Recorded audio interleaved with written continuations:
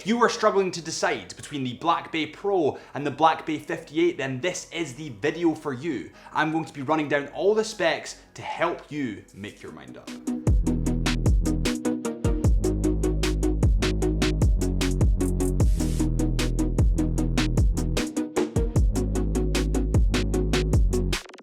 Welcome back to the Chisholm Hunter channel. My name is Harrison as always, and this is a comparison video between the Black Bay Pro and the Black Bay 58. Both beautiful models, and actually I have a Black Bay 41 sitting at home and I kind of want a Black Bay Pro. So this is going to be quite a fun one to do for me just from a personal standpoint, but let's crack on.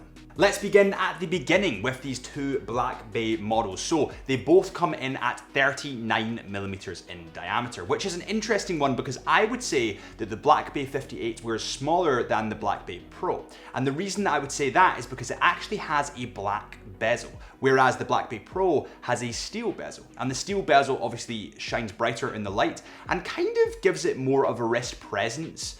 So I would say that the Black Bay is smaller than the Black Bay Pro, but you need to get them on the wrist. Now we get onto the thickness of both of these models. So the Black Bay Pro in my left hand at the moment comes in, according to our digital calipers, at just shy of 15mm. Whereas the Black Bay 58 is considerably smaller or considerably thinner.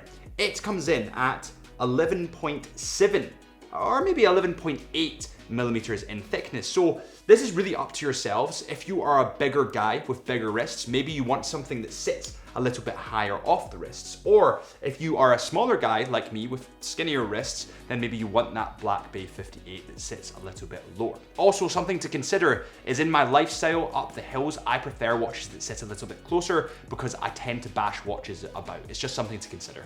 Moving quickly on to the lug-to-lug of each of these models. So the Black Bay 58 comes in at 47.5mm in terms of its lug-to-lug. That is according to our digital calipers. They might be teeny bit out, but normally they're pretty accurate. Then when we get to the Black Bay Pro, it comes in at, according to our digital calipers again, 47.5mm.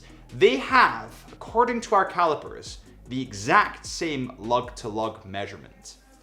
That's interesting.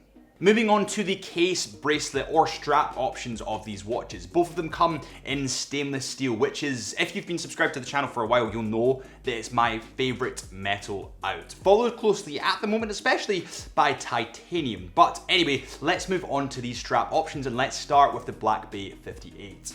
The Black Bay 58 that we have at the moment comes with the stainless steel bracelet, but it also has an option of a NATO strap, which is pretty damn sexy, or a leather strap. Now, personally, I would put it on the NATO, but that's a me thing, that's not a you thing, so don't listen to me. The Black Bay Pro that we have in at the moment comes on the black fabric strap, but it also comes in a hybrid leather and rubber and a bracelet. Now, my personal preference here would be the bracelet. Because that watch is a little bit thicker, the NATO slides underneath it and makes it even more thick. So I kind of like my watches a little bit slimmer, so I would stick with the bracelet on this one.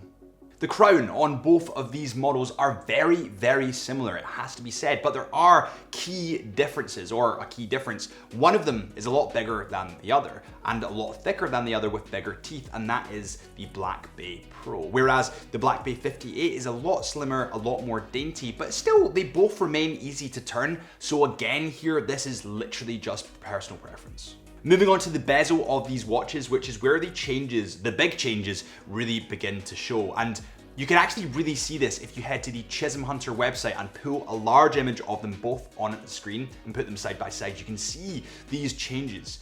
It's a shameless plug right there.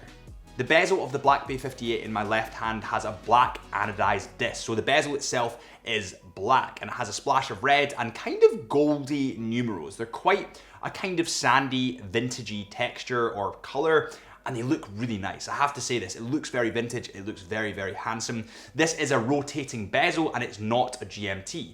Then you get onto the Black Bay Pro and there's changes. The bezel on the Black Bay Pro is stainless steel and it has black numerals. This bezel, however, is not a rotating bezel. However, this watch is a GMT. So if you're traveling a lot, if you're going abroad a lot, maybe a GMT would be the watch for you because you want to read multiple time zones at the same time. The dial on both of these watches is very unique and very different. And let me Firstly, go over the large differences between them. First large difference is the Black Bay Pro has a 3 o'clock date window, whereas the Black Bay 58 doesn't, it remains clean. The second large difference is that the GMT hand on the Black Bay Pro is bright yellow, and of course the 58 doesn't have a GMT hand.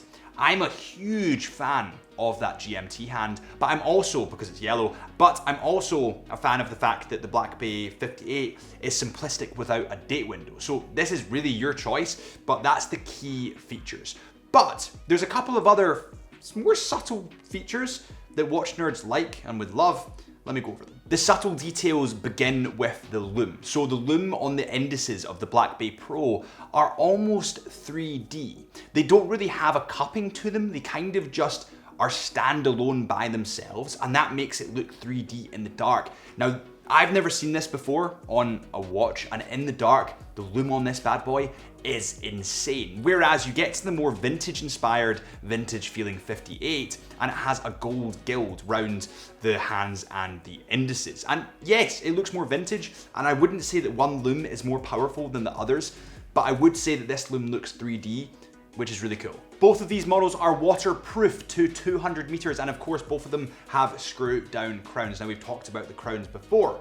So let's get onto the movement of both of these models. Beginning with the Tudor Black Bay Pro, it has the in-house caliber MT5652, which of course is COSC certified. It is a self-winding mechanical movement with a bidirectional rotor system, and it has a 70-hour power reserve. Whereas the movement in the Black Bay 58 is the manufacturer caliber MT5402. This of course is also COSC certified and a self-winding mechanical movement with a bidirectional rotor system. This has a power reserve of approximately 70 hours, and they're both pretty awesome. I could go on and on all day about both of these watches, but really what I want is your thoughts. Let me know in the comments which one you would choose. Personally, I would struggle here. I think they're both beautiful watches, so if you could guide me this time. I know that normally I make versus videos and guide you, but I need your guidance here. Please let me know in the comments which one you think I should pick. I really hope this video has helped you make your decision, or even just see both of the specs side by side, because I know when I see specs side by side, it really helps me make a decision or make my mind up. So thank you guys so much for watching. Please let me know in the comments which one you would go for, and I will see you in about 3 days.